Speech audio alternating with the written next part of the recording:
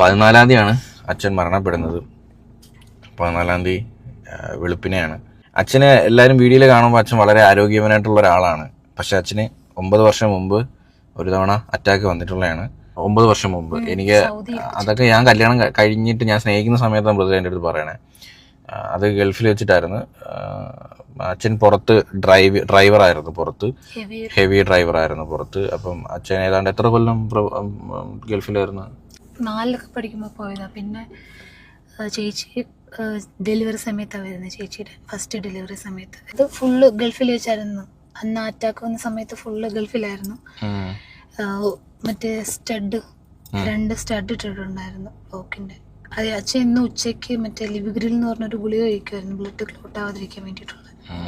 അത് മുടങ്ങാതെ. പിന്നെ അച്ഛന് ഷുഗർ, പ്രഷർ, കൊളസ്ട്രോൾ എല്ലാം ഉണ്ടെങ്കിലും വലിയ പ്രശ്നമായിട്ടൊന്നുമില്ല. ഷുഗർ അച്ഛന് പാരമ്പര്യമായിട്ടുണ്ട്, പണ്ടോട്ടുണ്ട്. അച്ഛൻ രാവിലെയും വൈകിട്ട് ഇൻസുലിൻ എടുക്കും.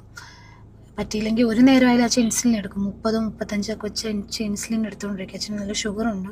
അപ്പൊ അച്ഛൻ ഇത്രയും ഇങ്ങനെയുള്ള ഒരു മെഡിക്കൽ ബാക്ക്ഗ്രൗണ്ട് ഉണ്ട്. അതായത് അച്ഛൻ ഇങ്ങനെയുള്ള ബുദ്ധിമുട്ടുകളൊക്കെ ഉണ്ട്. ചിലപ്പോൾ അത് നമ്മുടെ ആർക്കും വീഡിയോയിലൊന്നും അറിയത്തില്ല. ഷുഗർ അല്ലെങ്കിൽ കൊളസ്ട്രോള്, 2 ബ്ലോക്ക് ഉണ്ട്. അതിന്റെ പിന്നെ ഗൾഫിൽ വെച്ച് തന്നെ അതിന്റെ ഓപ്പറേഷനും കാര്യങ്ങളൊക്കെ കഴിഞ്ഞ് 2 സ്റ്റഡ് ഇട്ടിട്ടുണ്ടായിരുന്നു.